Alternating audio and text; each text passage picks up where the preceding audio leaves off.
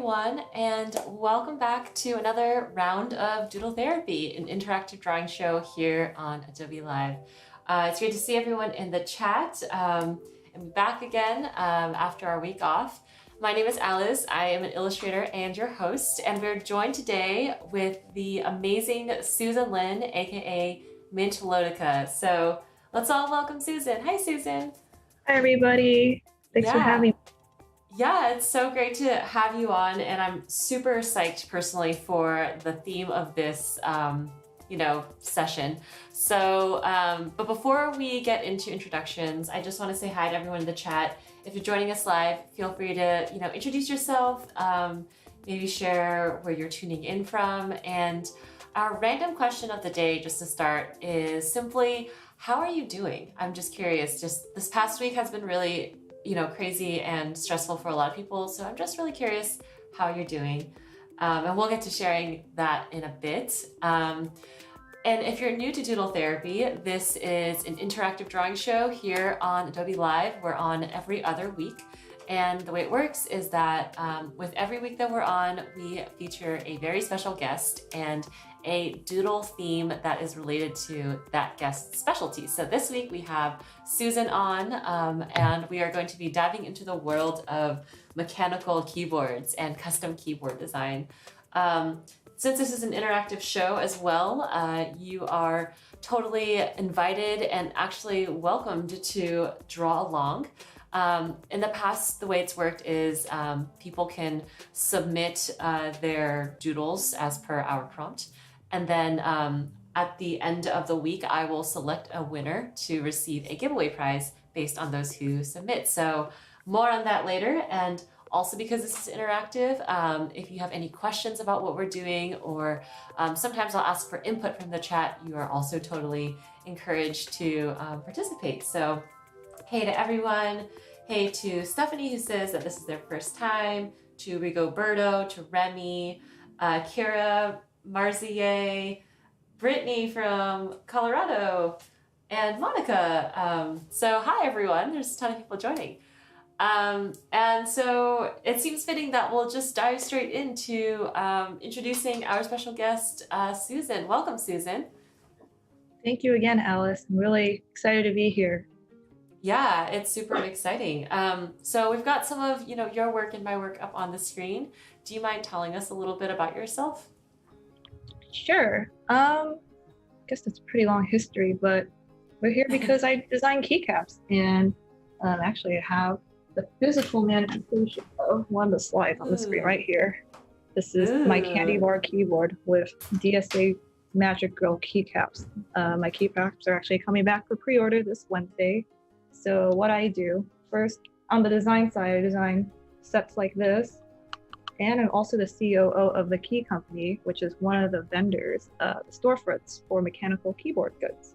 So we sell things in addition to keyboards and keycaps, also components to customize your keyboards, like switches, as well as other goodies. So my role is also a bit of leadership. So operations looks like managing the team, making sure things are efficient.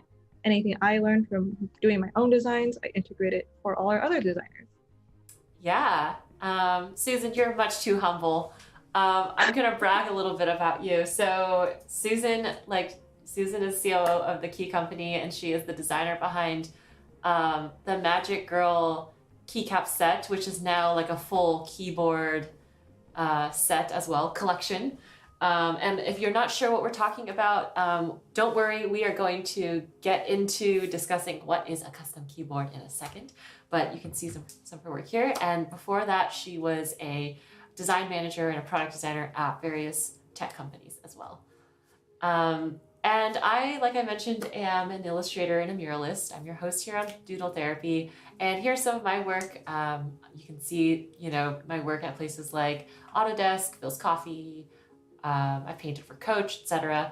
But today we are learning all about keycaps. So just to start off, I think, we all have keyboards. We all type on keyboards, but I would hazard a guess that most people watching this type on their normal keyboard that's attached to their laptop, or probably with like a default kind of keyboard like this MacBook one or, you know, something that came with their computer. But if you are someone who uses a custom keyboard set, let us know in the chat because it's great to say hi. I do want to say hi to everyone who is joining since. So Ariana, to Carlos Jr. from Mexico, Christina Young, and Sailor HG. So if you're new to keyboards, if you don't know what I'm talking about, basically the world of custom keyboards is extremely vast, and Susan can totally speak more to this than I can because, you know, you're such an expert. But here are some examples of custom keyboards that other people have built from around the internet. So this, for example, is one of Susan's keycap design sets. You know, you have these, you know, really custom gradient jelly keys. This key set is by our friend Sailor HG. It's like these astrology themed keys. And then you can even dive into the world of artisan keycaps where people basically are like creating these mini sculptures, like works of art that are on top of a single key. And basically, yeah, like Susan's showing, your keyboard turns into a work of art. And I thought that this would be a really cool topic for Doodle Therapy because most of the folks watching this show are creatives, designers, artists, illustrators. And so I think that even if you don't, you know, have a mechanical keyboard or custom keyboard, like this topic of like designing your workspace to be custom and special to you is probably so resonant with a lot of people. So that'd be really fun to talk about. Susan, did I miss anything or do you have anything to add on the topic of keyboards? Definitely so much more than we can fit in an hour. I think you hit the nail for like why someone might be interested in getting into it. We're especially during the pandemic, spending a lot of time at home, and we work a lot on our desks, especially if you have any sort of office or like sitting job. So designing the ergonomics, the aesthetics, a bunch of things, just the look and feel and the touch of your workspace can bring a lot of delight to your life. So whether you're aesthetic driven or you're like functionally driven, there's like something for everybody. And I want to plug one of the things my team has been working on, Keyboard University. So if you're completely new to keyboards, that's a good place to just start reading and get your bearings on what's going on. Yeah, that's a great point. I actually was looking at Keyboard University last week because I'm also new to this. And Shell in the chat says, I did not even know this existed.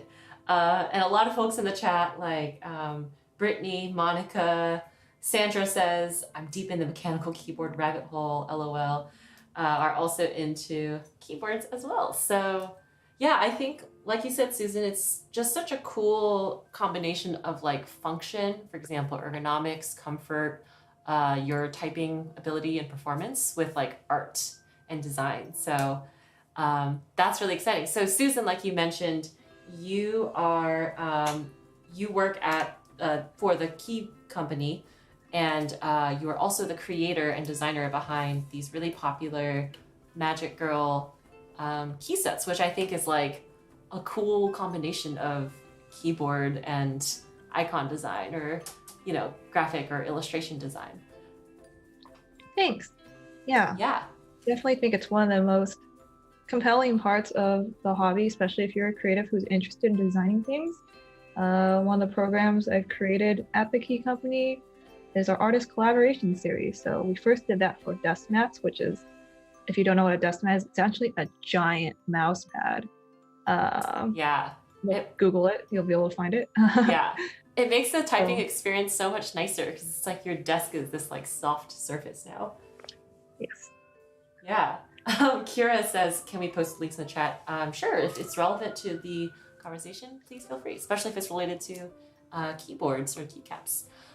So also, before we dive into this week's prompt, just want to go over some like common, simple terms that we'll be using. So, and Susan, please correct me if I'm wrong. It seems a little strange that I'm the one who's like, like you're the expert here. So I'm like, I hope I don't mess up in front of Susan. But basically, we talk about keyboard. Like this is a keyboard, like the full thing, and also keyboard is like the, you know, the shell, like the board. A keycap is an individual key. So it's like a, one of the buttons. And then we might talk about novelties. So that's like a keycap with a special design. Yes, please correct me if I'm wrong. For example, like on this keyboard, or you can see it in the link, this is the enter button right here, but it doesn't say enter. It's like a cool design. Whereas this area is letters, and it says like A. That's just the letter A, so it's an alpha. Like an alpha legend, yeah. Yeah, and then also we might talk about like artisan keycaps, which are these really special custom keycaps that you can get, like Susan's showing. Yes. Cool. So, yes, I'm getting some great questions from the chat, like from Monica about the files. So, basically, our prompt for today or this week is you're welcome to design a keycap set along with us, and that's what we will be doing. Susan has very kindly created a template that you can follow that is for their pastel lavender and finicky set.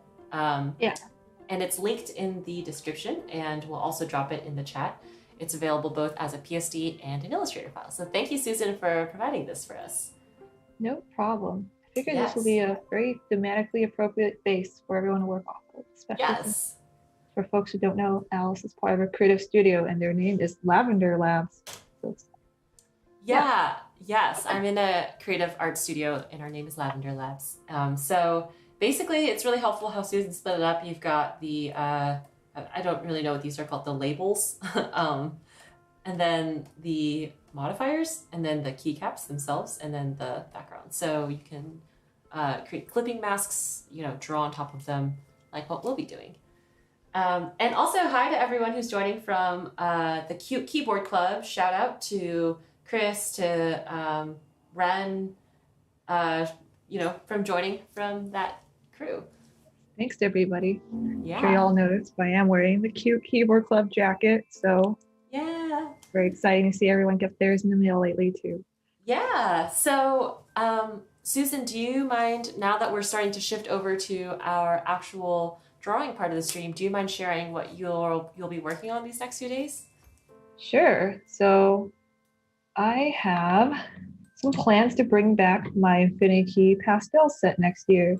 And one of the novelties, or the only novelty rather, I put in the first run was this cute little star in every color. So I've kind of had on my to-do list to explore what other simple shapes might fit in the set. So I have some scratch art here that I've started working on.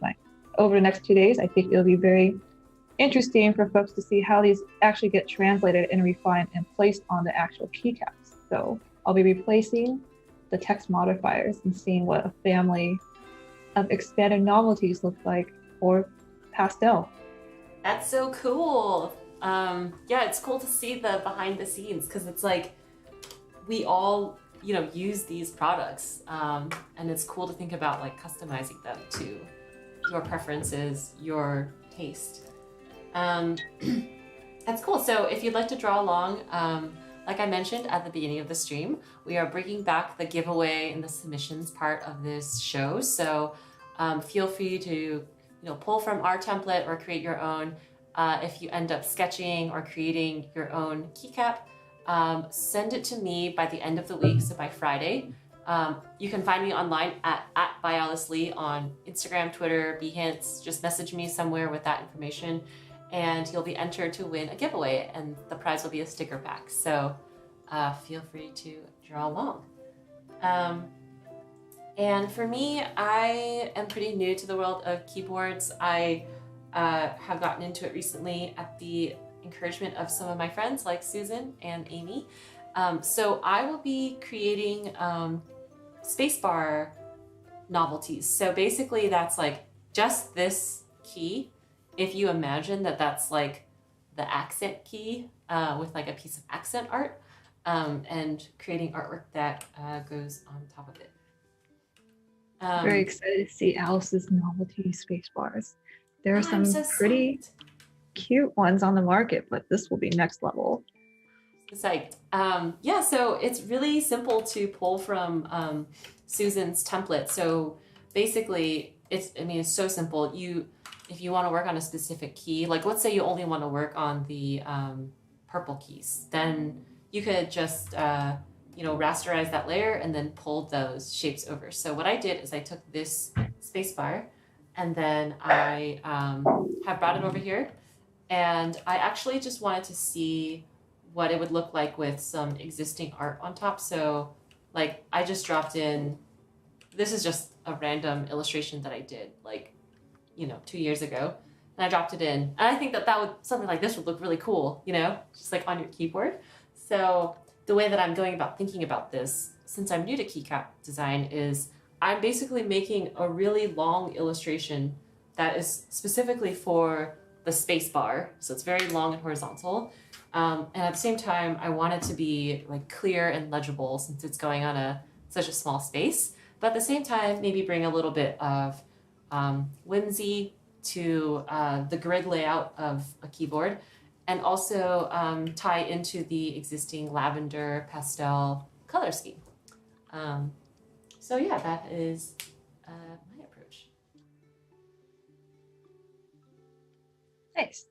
Yes. Yeah, and in addition to having an option of doing a full keycap set, it's definitely been on my list to reach out to artists like Alice and see if they just want to design space bars or other keycaps that go along with existing sets. So there are more customization options out there. I think it'll just be really rad. And it'll also just lower the barrier of entry since you don't have to kind of worry about all the keys, right?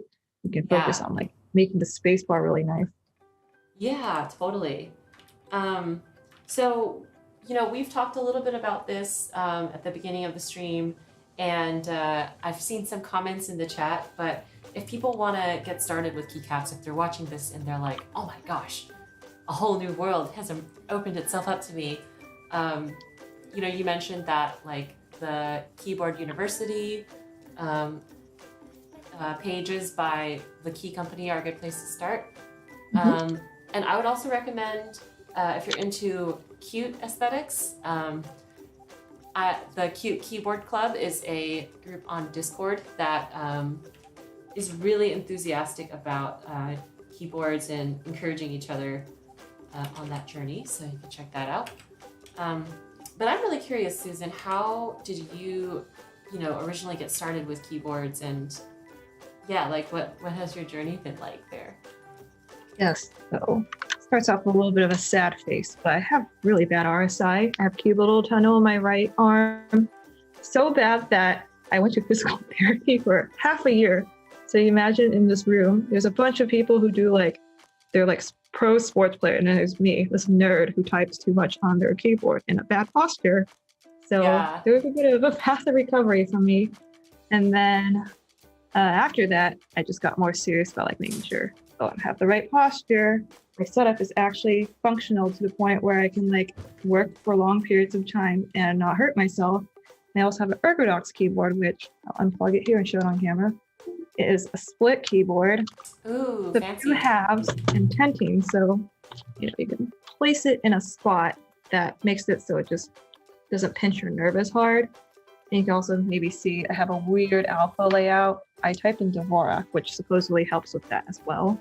So I have an Ergonomics, and Ergonomics is kind of a niche thing, so there weren't that many options on the market back when I was looking for something cute to put on my keyboard.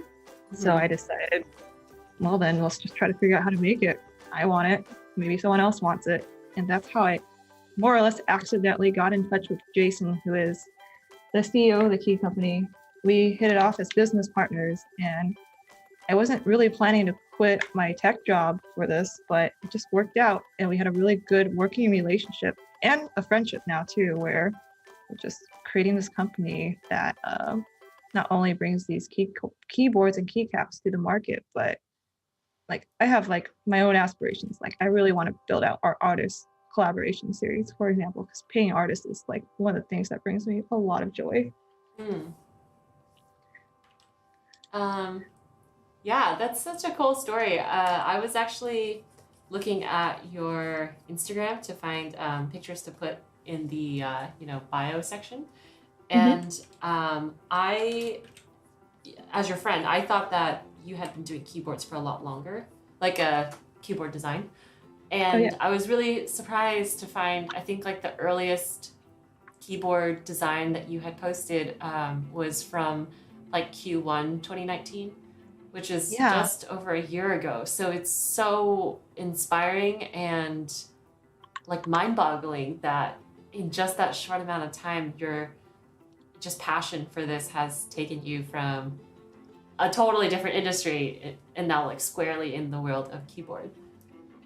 It is kind of crazy to think about. I think it was distinctly in March. I remember this because I was getting my hair done with my stylist, and I had my computer with me because when I need to get the hair bleached and all that shebang, it takes about the whole day. So she and I are really good friends as a result. I ordered takeout to the salon. But Nice. I was telling my stylist Pasha about some things that happened in my workplace that I was not so happy about. And she was like, you know what, you need to take back your creativity and just do the thing. I'm like, I'm going to do the thing. And I remember that was the day I actually posted my first IC, which is an acronym for interest check from Magic Girl. It's just like Ooh. user research, I guess is the UX equivalent, to figure out if anyone else other than me was interested in such a thing existing. Ooh. How did you, where did you post them? Like, how did you, know where to share this stuff with? Right. I started with just my Twitter and Instagram. And I had some friends at my job prior who were into keyboards. I remember they had HHKB keyboards, which is a specific layout for the people who aren't privy to that stuff. But Mm-hmm. I asked them, like, okay, so where are the people like sharing things like this? Where can I do some more user research? And they were like, well, it's called an IC, and you can post on Reddit, Geekhack, Desk Authority. There are a few communities for this. And there are a lot of Discord communities other than my own out there as well who have chatter and a community around keyboards. Hmm. So the first time around, I was pretty thorough. I just wanted to get feedback and figure out what was the lay of the land.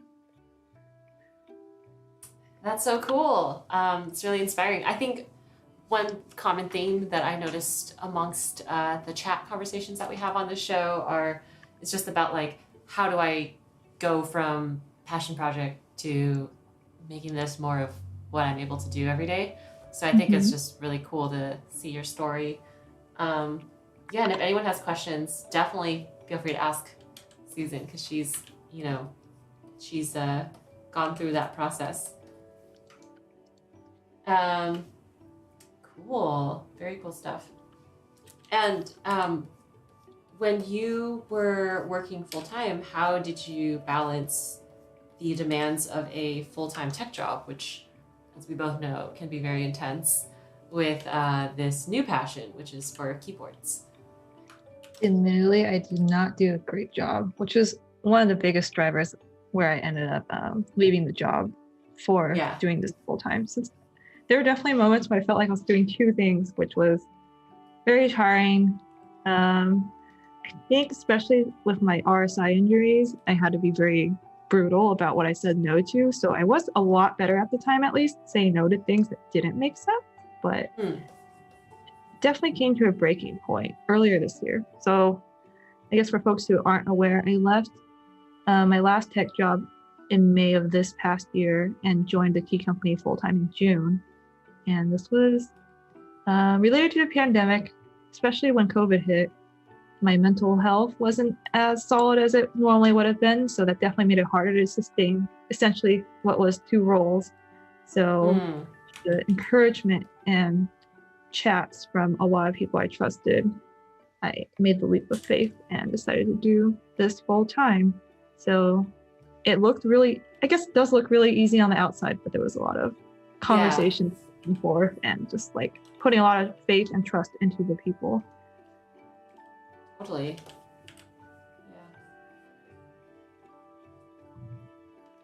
Yeah. So what are you, in your process of what you're creating for the keycaps, what is your process and your thinking right now? Like, what are you testing out or just experimenting with? Yeah. So in the original, I guess your thought process. Oh, sorry. these are the normal arrow keys that come with the set, which, they're fine, but I've always thought they kind of don't fit the cuter aesthetic. So the first thing I'm just trying out is seeing what are some potential replacements for these so they kind of fit the more round, bubbly aesthetic I'm trying to go for. Some helpful things when I design keycaps is I kind of pulled out the windows here, Pathfinder a lot and the stroke tool a lot. And this kind of just helps refine the edges of anything I'm designing. So I think this is specifically overlooked a lot, but I play with these settings a lot. If the cap should be rounded, the corners should be kind of cut. So for these, they're all more round. I have some other files here to show kind of examples of something different. So there's another set I'm working on called Gamer Girl that has more of like a monospace aesthetic.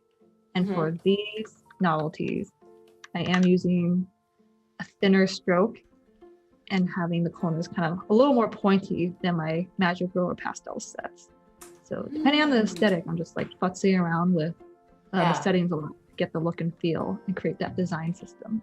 Yeah, this is cool. It's like icon design, but for like a totally different market. Like I think in tech, we're used to icon design for like your apps or something on your hamburger menu, in your app. But this is like icon design for physical buttons. Yeah, it's actually been a huge overlap with my past life as a product designer and product design manager in this world.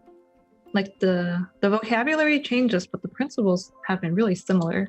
Yeah, I can totally see that. Yeah, that's really cool. Brittany Willens actually asks, do you have any favorite fonts to use for alphas or modifiers? Yeah, so the classic, so to say, Cherry, which is like the most common, or I guess the OG profile, which if you don't know which profile is, profile just refers to like the shape of your keycap. So DSA is a uniform profile. You see all of them are the same. And then Cherry is sculpted, so all the rows are different. Should have grabbed one, but you can check it out on Keyboard University or other resources to kind of compare the differences. But this is sort of the OG. I believe it's not Helvetica rounded, but similar. It's a rounded sans serif font. My sets use Photo Sans, which has been my brand for a while now. So that's like my favorite typeface to use in my personal designs. Gamer Girl uses my favorite monospace font. So I guess the theme is I'm generally picking things I like because I'm very familiar working with them. And the nice thing is there aren't any really rules because at least for PBT sets, they are printed. So all 5 sides of the keycap, you can technically print anything onto them. So it could be any font, given you have the licensing and the proper things in place to do that. Yeah. And yeah, a lot of flexibility. That's cool. I do have a weird question, Susan, and I'm wondering if people in the chat who also are, creatives who sell products may also have thought about this, but I'm curious, as you're designing these keyboard designs, like since they're a balance between the art side, but then they're like a product, how do you think about, like when you're designing, do you think about, oh, will people want to buy this? Like, do you have that commercial thought in your mind? Or are you more just like, I'm just going to design whatever I think is best and I'll figure out like if people want to buy this later? Yeah, I think there's definitely a balance because I think ultimately the designer, you get the final say, so to say, because it's your vision and we collect feedback by doing your user research. So you get conflicting things. I got conflicting things all the time when I ran surveys. I think there's definitely a component of like keeping an eye on the market. And traditionally there's something called the MOQ in the hobby, which is the minimum of quantity to produce something. Since the hobby has grown so much, it's very rare that the MOQ won't be met anymore, but it certainly does. how niche versus how mainstream you intend your design to be. And I think you can consciously make a decision of whether you're appealing more broadly or you really want to create something that's like near and dear to an aesthetic or a perspective that you're choosing to.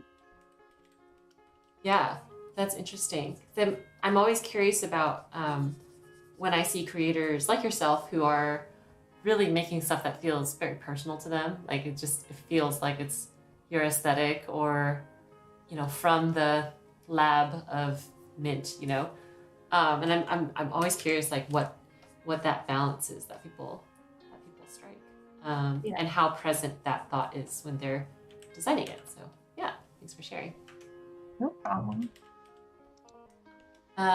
Welcome back to the chat, Melancholy Megan, who was just able to get their Wi-Fi fixed. And also in the chat, if you have any questions that you would like to ask either Susan or myself about what we're doing technically on our screens with Photoshop or Illustrator, or even Susan's journey, or just thoughts in general about life, feel free to ask. It's a really friendly and welcoming chat.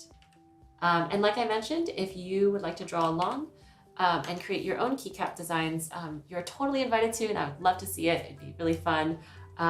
The link to the templates in Photoshop and Illustrator are in the description, and you can just at mention me or message me directly as @byAliceLee anywhere on the internet, and I will see it.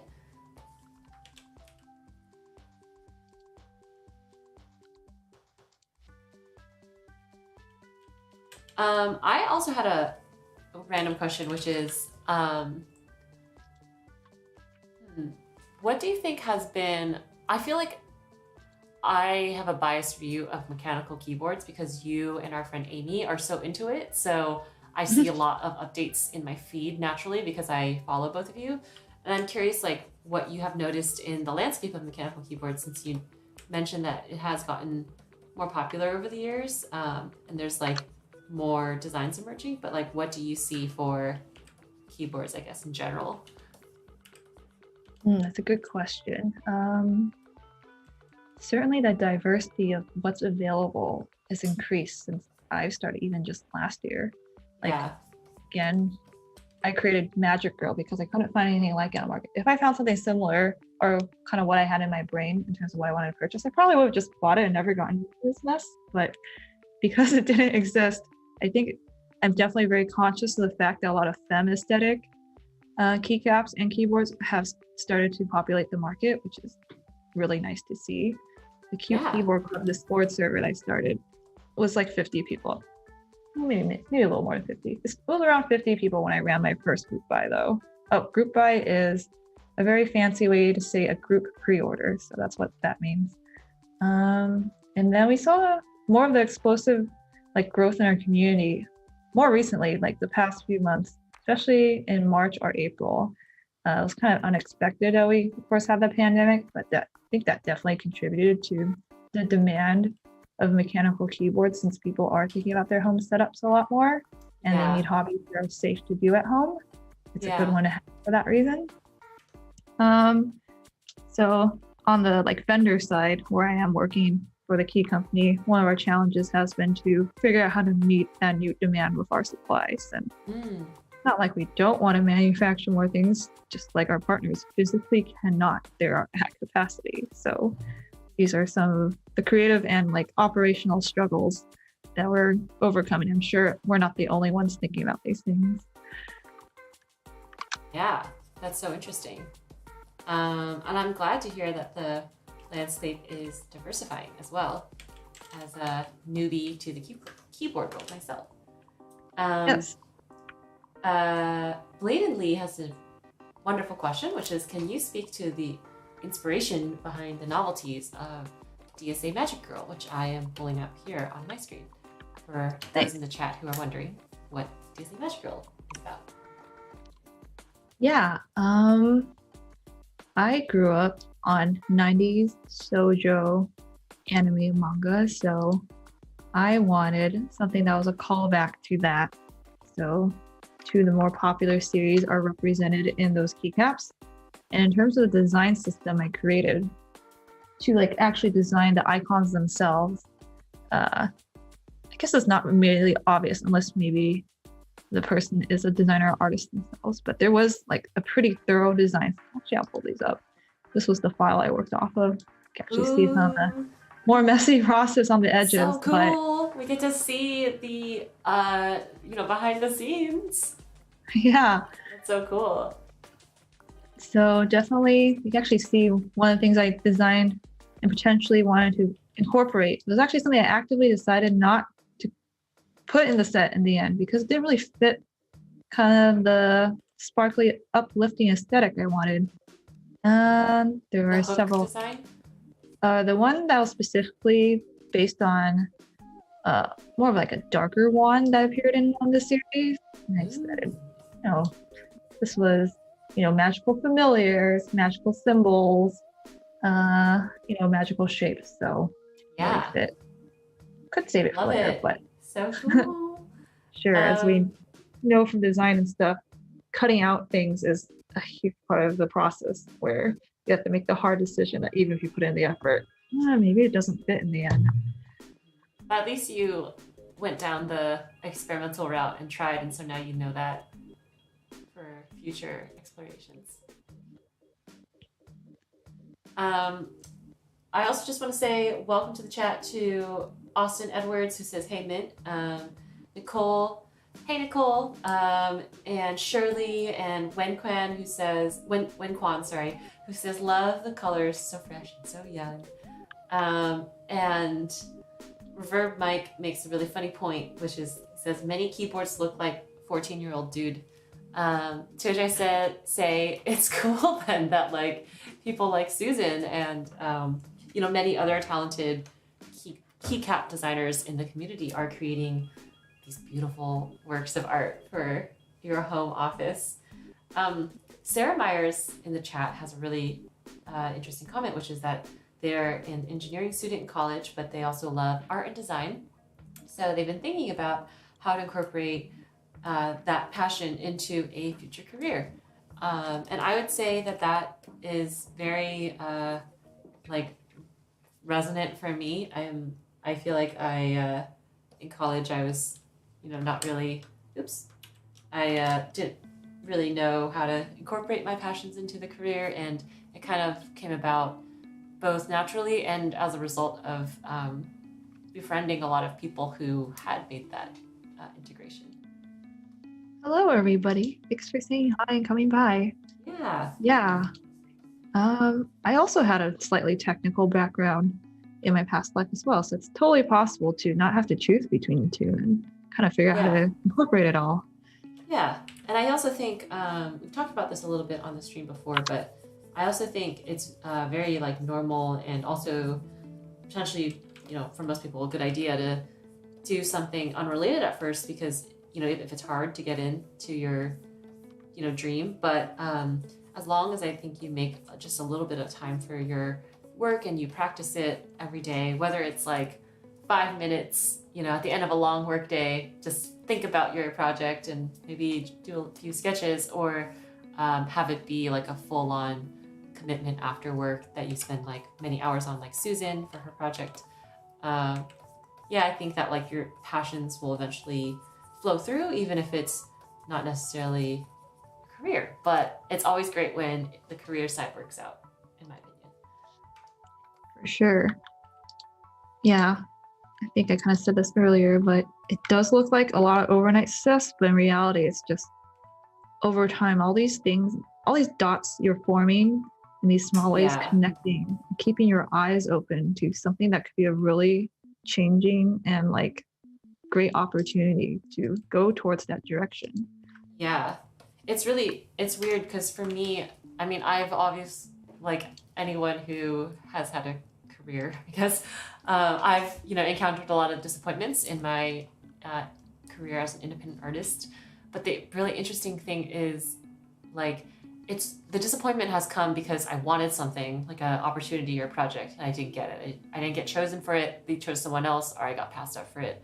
But the really interesting thing is like the more that I just kept working at it, like it just kind of mysteriously came back around, whether it was like 6 months later or like several years later. Like it's so bizarre how it like has worked out, where like those disappointments just inadvertently turned into like goals, and then just being present and keeping working at it like brought those opportunities back around. So yeah, I guess what I'm trying to say is you never know, and time is a weird thing. It really is. I definitely am an advocate for playing the long game. The long game for sure. Yeah, it's a long game. I actually read I read an idiom in my family's group chat. So I'm Chinese American, so my family is mostly based in China. So I feel like this is a very Chinese, like Asian thing to say, but it was what heats up fast cools down fast, which I think is like kind of, it just reminds me of like, making tea or something. But it's just to say, like, I guess sometimes overnight success, I would prefer like the slow come up as opposed to like the instant overnight success, because the slow come up is like built on a foundation of hard work that you put into it over, and it's harder to, I guess, take that away. Sure. Yeah. Yes. Francis asks, how am I coloring my sketch? So I am using Photoshop and Susan is using Illustrator, and I am coloring it by using my Wacom Cintiq, which is a drawing tablet that I'm drawing on. Yes, for tools, I'm just using my mouse and keyboard. That's usually what I do for Illustrator. Yeah. I always, I'm like really lazy now because of COVID and just like being indoors. So I like to like schedule my work so that I like lump all of my drawing type of work together. So I have to be at my desk sitting for that. And then whenever I have to do like Illustrator or like email type of work, I like take my laptop and I just go like sit on the couch with my dog. And I've started to really enjoy just kind of being more lazy about where I'm sitting now. Isn't that nice? It's good to relax and break up your routine. Yeah.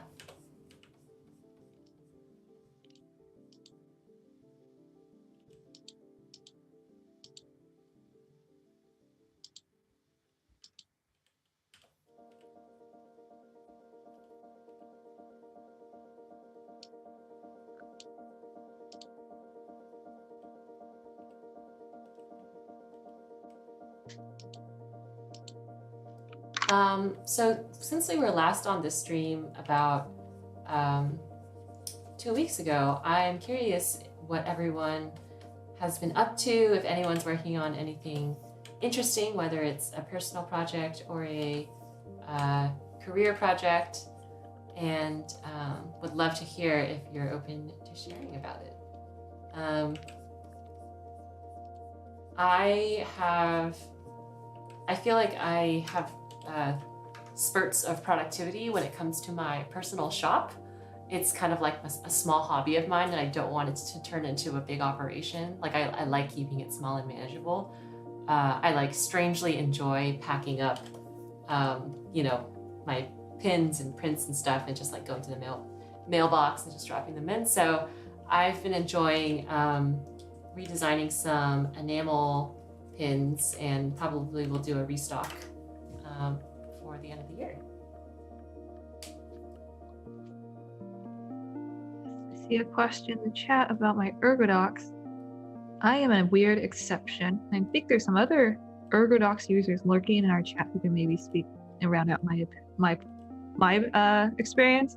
But since I picked up a split keyboard after I went to physical therapy, it only took me about a week to switch to the layout and Dvorak. So I'm a little bit on the fast end here. But nice. I think most of the friends I've recommended make the switch for one reason or the other say it's more typical for 2 to 4 weeks to get back to your typing speed from the past. Yeah, that's something I'm actually experiencing a little bit now, because the new keyboard that I got is like a different, slightly different than my original keyboard. Like the keys are slightly less spaced out as compared to the Mac keyboard. And so it's just takes a little bit to get used to typing. Ooh, cool. People are sharing their creative projects that they're excited about. So Jen Kindle says they're working on getting a small personal shop up and running. Yay. And Shruti is working on a small zine about the rainy season in their city. That sounds really pleasant. Oh, and Jason Lee is working on setting up his first drafting table, like now. Yay! And Sandy Nguyen has a great question, which is they struggle a little bit with composition, and she would like to know how I plan my compositions and colorful backgrounds. That's a great question, Sandy, and thanks for asking and for joining us. Usually I'll have a sketch, and this is, for example, a very loose sketch. I probably would present a tighter sketch to a client, but I'll usually have a sketch planned out, and whenever I do the backgrounds, I'll draw that in too. I think sometimes if the background is more like loose and painterly, like these clouds, for example, it's hard to exactly capture them in a sketch, so I'll keep it, more loose. But in general, I'll just kind of think about the shape of the piece that I'm working on and how I want the background to kind of flow with that, if that makes sense. So a thing that I really like to have in a lot of my pieces that I think is really constant in a lot of my work is a sense of motion and flow. So, I have a lot of this kind of movement. It's like a wrist flicking movement. I think my compositions tend to follow, shape-wise, some of that energy and motion that I have when I'm just drawing it. So I hope that helps. And let's see. Reverb Bike says they're designing and digging a pond for the local wildlife in their yard, which is super cool. Nice. I hope you get a lot of cool wildlife like frogs and turtles. Maggie is designing ideas for some takeout packaging improvements. That's really cool. Shell is working on getting 2 businesses off the ground with their sister and their own self. That's cool too. Hey to Anna for joining us. And Christina is working on a 3D dim sum scene. So Christina is also a really talented 3D artist. You should check out her work. She posts a lot of it on Twitter, I believe, as well as Instagram. Yeah, and hi to Maddie Vision. Maddie Vision is always thinking about how to make the jump from full-time to their own business, and it's somewhere down the line. And yeah, thanks for the kind words, Maddie.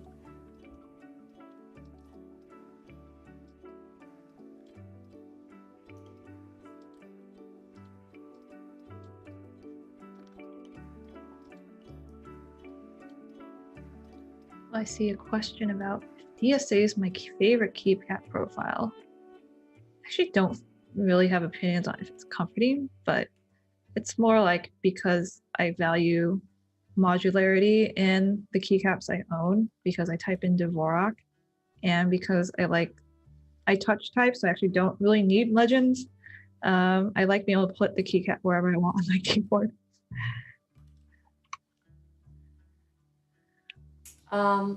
Launch Tran Nguyen is designing some stuff for the Key Company. That's cool. Yes, Launch is on my team, so that is why. Yay! It's actually been really fun to see the folks on my tech team really get a lot of opportunity to flex and be creative in both tech and creativity lately. So it's been really nice.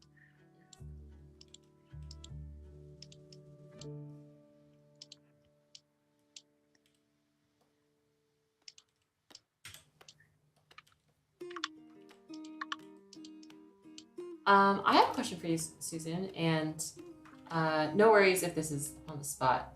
I'm just kind of curious as both your friend and stream host.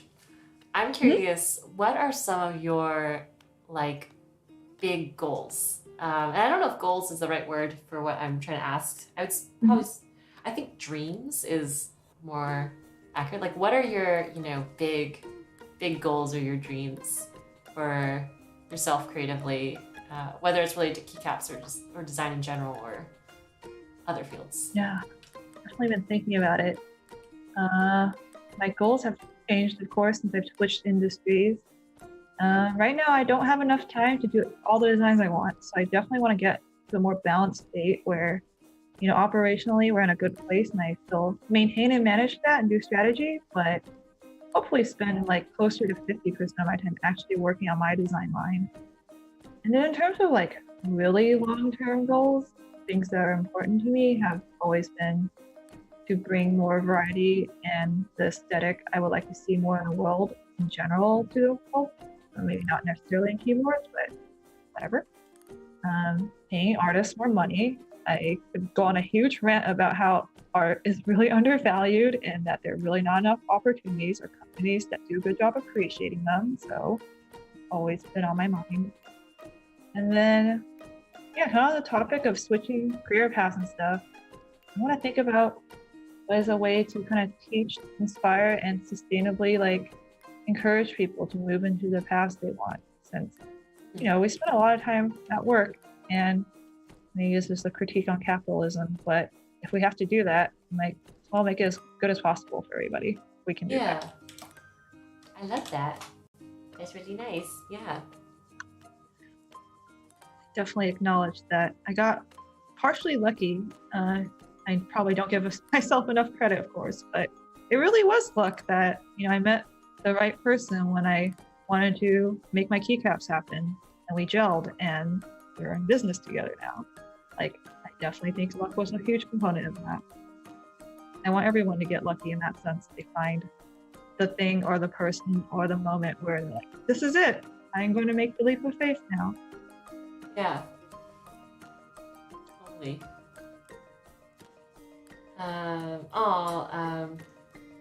Shirley says, all for paying artists appropriately. And thanks for mentioning that, Susan. Of course. Yeah. I will be as loud and as annoying as I need to be, because that really needs to be a thing. Yeah, I think for me, like, I feel a similar type of thing where I feel more of like a call or like a responsibility to, like, I guess be more of like a watchdog for people and be like, no, don't do that. Like, that's exploitative, or like, no, not that, for like younger artists, or like, yeah, do that. That's good. Like, or try to connect people to the right opportunities. Cause I just think that it can be really tricky, especially when you're starting out. For sure. Yeah. One of the things I'm known to do, which I think a lot of my friends also do, is when an artist who's doing a commission really isn't charging enough, we usually tip them like 100% of the commission rate. And I was like, dang, girl, you need to raise your price. Or bro, you need to raise your price. Just kind of lovingly telling them, you're worth more than this. Love that. So we're actually almost at the end of our stream today. So thanks to everyone for joining. We've got a couple minutes left. And also thanks to Susan. We will be back here tomorrow at the same time, 2:30 Pacific, 5:30 Eastern. We'll be continuing working on our keycap set. It's cool to see like Susan's approach to designing these, especially because I personally own, or now I have a keyboard with your designs on it. So it's cool to see like the behind the scenes. If you would like to draw along, you can find a template in the description. And if you mention me on Instagram, Twitter, Behance, etc. @byAliceLee, with your design, you'll be entered to win our Doodle Therapy giveaway. You have until the end of the week on Friday to submit. And yes, Ariana, this did go by so fast. It's always a fun, conversation around Doodle Therapy, especially when it's, I think, about a combination of like the art and the life side of things. Yes, thanks everyone for tuning in. Yeah. And Maddie Vision, I just realized who you are. Sorry, I didn't connect your username to who you are, but I think you totally can do it. Like, you're so good at making beautiful music. I've listened to your work on Amy's video game, and it's amazing. So thanks for joining us. Yeah, any last words, Susan? Oh, one thing I do want to plug is Susan has round 2 of her keycap set coming out. DSA Magic Girl. We've only got like 30 seconds left, but I did just want to shout that out. It's being released in 2 days on November 11th at 11:11 a.m. So we'll drop the link in the chat. But yeah, you should definitely check that out. Yes, if you follow me online, you will definitely won't miss it because there's no way I'm not going to talk a lot about it in the next 2 days. Yeah, cool. Well, thanks to everyone for watching, and we'll see you here tomorrow. Bye. Bye.